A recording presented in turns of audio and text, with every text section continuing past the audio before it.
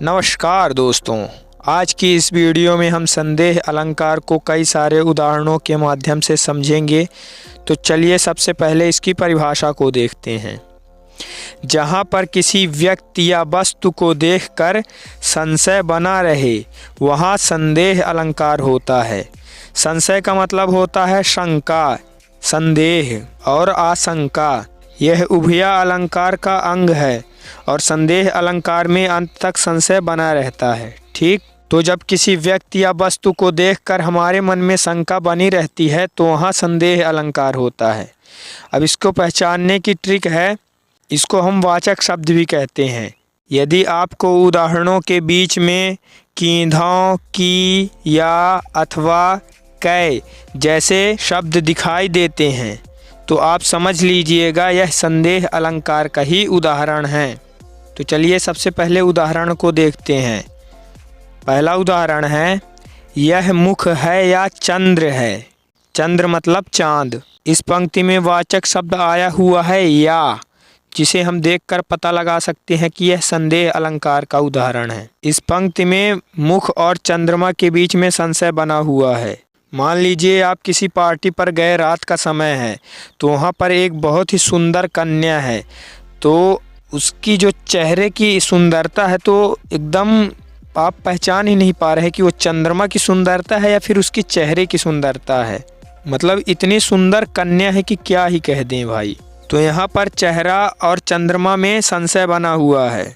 ठीक, अब बढ़ते हैं हम दूसरे उदाहरण की ओर। यह उदाहरण आपको बहुत जगह देखने को मिलेगा, मोस्ट भी है यह उदाहरण, तो इसको ध्यान से देखिएगा।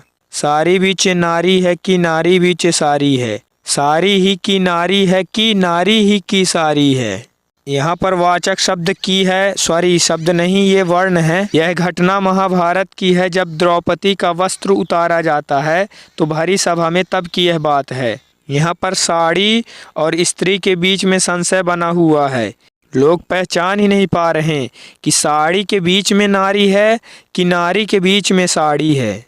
मतलब संशय बना हुआ है दोनों के बीच में। और ये साड़ी नारी की है कि नारी की साड़ी है, कुछ समझ में नहीं आ रहा है। मतलब संशय बना हुआ है, इसलिए यहाँ पर संदेह अलंकार होगा। अब बढ़ते हैं हम तीसरे उदाहरण की ओर। यह काया है या शेष उसी की छाया, क्षण भर उसकी कुछ समझ नहीं आया। यहाँ पर पहचान के लिए या आया हुआ है और इस पंक्ति का मतलब है कि जब दुबली पतली उर्मिला को देखकर लक्ष्मण यह निश्चित ही नहीं कर सके कि यह उर्मिला की शरीर है या फिर उसका प्रतिबिंब है। यहाँ पर संदेह बना हुआ है, इसलिए यहाँ पर संदेह अलंकार होगा। काया का मतलब होता है शरीर और छाया का मतलब प्रतिबिंब। अब हम बढ़ते हैं चौथे उदाहरण की ओर। यह है सरस ओस की बूंदें या है मंजुल मोती। संदेह अलंकार की पहचान के लिए या दिया ही हुआ है और इस पंक्ति का मतलब है कि जब सुबह सुबह आप लोग देखते होंगे गेहूं के ऊपर जब ओस की बूंदें चमकती हैं तो ऐसा लगता है कि कितनी सारी मोतियां चमक रही हैं पूरे खेत में।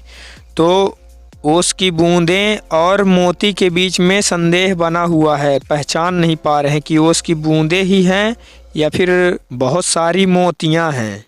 ठीक, अब हम बढ़ते हैं पांचवें उदाहरण की ओर।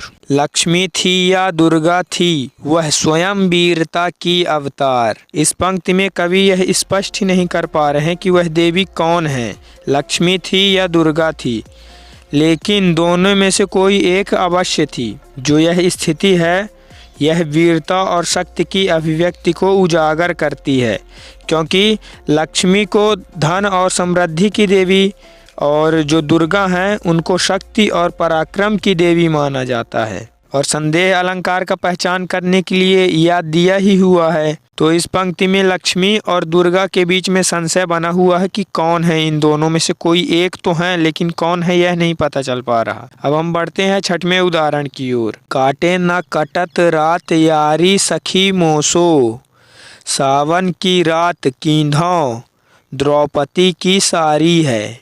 यहाँ पर वाचक शब्द कीन्हव आया हुआ है। कीन्हव का मतलब होता है अथवा। तो इस पंक्ति में बताया गया है कि सावन की रात है और जो नायिका है वो अपने प्रेमी से बहुत दूर है। तो जो नायिका है वो अपने सहेली से पूछ रही है कि यह सावन की रात है या फिर द्रौपदी की सारी है जो समाप्त ही नहीं हो रही।